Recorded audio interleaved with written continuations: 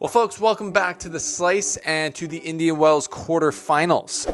Medvedev and Raducanu have lost, the U.S. Open champions, gone down. We, could have seen that coming maybe more on Raducanu's side than Medvedev, but Medvedev had some interesting things to say after losing to Dimitrov. Nobody's also at Indian Wells. Like, the crowds are basically almost empty at most every match, so we're going to see what's going on there. Is that a reaction to the Slice not being there? Are people boycotting it? I don't know. Let's get into it. Let's break down the matchups of the quarterfinals in the draw and take a look at the tournament as a whole and see, is it a success? I go Have you been watching the Slice? We're coming at you from the Delray Beach Open. Miami Open down here at the grounds of Indian Wells.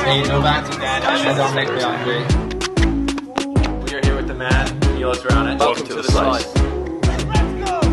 Thanks for being here, folks. Check out our latest video, my interview with Christopher Clary from the New York Times, talking about his new book on Roger Federer. That should be right here or right here. Subscribe and like. Thanks for supporting the show. It means a lot. You guys are the reason the Slice is rolling. So thanks. Medvedev loses his lead and his cool in his loss to Dimitrov. So Medvedev was up a set and I think a break or two breaks. Forget which one now.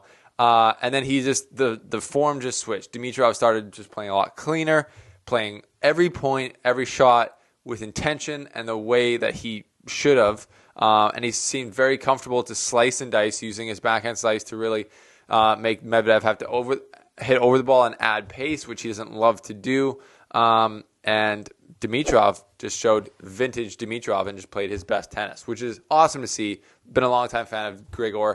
But he hasn't been playing his best for a long time. And he's had a really unfortunate kind of run of luck as of late. If you don't remember, he was in, I think he was up steadily on team in U.S. Open or the Australian Open at the beginning of the year.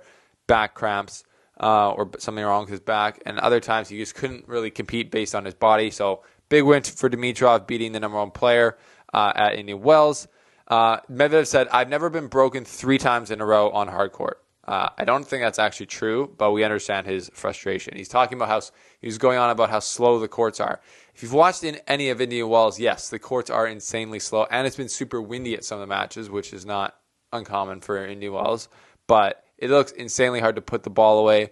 It really shows you, even with how hard these guys hit, they still can't do it in a lot of ways to really hit that many winners. A lot of the matches have more unforced errors than winners. But yeah. Medvedev also said Dimitrov played better than anyone I played at the U.S. Open, including Djokovic. So that's a pretty big statement. It's just kind of hard to compare. Obviously, it's 2-3 sets versus 5 sets. But then again, I don't think Medvedev only lost 1 set at the U.S. Open. So that was to Botic van de Zandschulp. So good at that name. Obviously, Dimitrov played very well. Medvedev kind of let it slip. But then again, by the end of the match, Dimitrov was just hitting clean winners off his forehand, backhand winners up the line. Everything. He was just playing his best tennis back, kind of like 2017-esque. So that was epic. So Medvedev goes out. Raducanu and Fernandez lose. And obviously, the British newspapers have all probably just been going nuts. Everyone's been like, Raducanu, she can't believe it. It's like, we all forget that before the U.S. Open, she had not won a WTA level match. It's just so, like, if you go back on Google and look at her results, it's like challenge. It's like ITF Futures Challenger Final. Then it's like U.S. Open win. And then it's like Indian Wells loses in the first round. So she lost to Sasnovich, who's a veteran. It makes sense. What doesn't make sense is her winning the U.S. Open.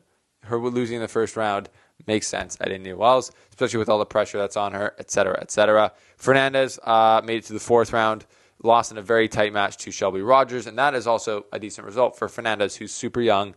Just because she made the U.S. Open final doesn't mean she's going to go on to dominate. Just because Raducanu won the U.S. Open in dominant fashion does not mean she's going to go on to dominate right now. I was asked this on Sky Sports. I said, I hope they are going to play well, but there can be letdowns. I don't think this is a letdown. This is one tournament. We're going to relax. We're going to see both these girls develop and play better going forward as they get better tennis players. But obviously, so much talent and game right now. It's just fun to watch. But they're both out. So let's look at the men's draw. We got the quarterfinal matchups, as you can see here. All exciting matches. If you're not excited by these, I don't think you're that stoked on tennis in general. Dimitrov versus Hurkacz. We are speaking to, breaking it, I think we are speaking to Hubert Hurkacz after the tournament. with a little surprise video we got coming for you guys. So that's going to be interesting. Hope he wins the tournament now because of that. But Dimitrov versus Hurkacz. Dimitrov just played amazing to beat Medvedev, who's like Medvedev, Hurkacz. And I think Hurkacz looks very comfortable. He has always looked comfortable on the American hard courts, especially in Miami, Delray Beach. And I don't think those courts are super fast either. So I think with a little bit of extra time, Hurkacz is going to love it. He's comfortable coming forward. It's going to be a great match. I think Dimitrov's playing super well. Dimitrov did look like he was hurting by the end of that match yesterday, so that could be an issue. I'm taking Hurkacz in 2. Hurkacz is also the only player left in the draw who hasn't lost a set all tournament, so I'm backing Hurkacz. Diego versus Norrie. Norrie has a 2-1 head-to-head against Diego Schwartzman. It's a tough call because Diego beat Rude. That was a great match. And Norrie struggled to get through Tommy Paul. That was also a great match. I'm going with Norrie just because his lefty forehand has been doing it so much damage. He's able to curl it off the court, going across court and just really whip it in, going up the line with pace. He's been playing amazing. 44 match wins this year, one of the most underrated players, as we said here. Zverev versus Fritz. Zverev is 3-1 up in the head-to-head, and I think he just has too much game for Fritz right now, even though Fritz has played super well, obviously, in this tournament. Good to see him on the comeback. I'm taking Zverev. Zverev beat Murray. Which was a super, maybe one of the only super good matches of the tournament so far. And then we got Basilashvili versus Tsitsipas. Stefanos Tsitsipas with the new shoes dropping. Pretty cool. It's got his face on it. He's got a 2-0 head-to-head for Steph, and I'm taking Stefanos Tsitsipas for sure in that one. So there's no crowds at Indian Wells. There's not that many people there. Is it because they're only allowing vaccinated people in? Is it because it's in October? Is it because Djokovic, Nadal, Federer, Serena Williams aren't there? Maybe all of the above, but not a great look. And I can't imagine them really making money on this tournament at this point, which is insane. So maybe next year they will give the Slice a press pass. We'll go to the tournament, give them free advertising, get people looking behind the scenes, maybe get people more stoked on the tournament because it is an awesome tournament to go to. I love Indian Wells. The venue is sick. I think it might be the best venue in tennis. So yeah, anyways, we'll see. What's your thoughts on the tournament? What's your thoughts on the draw?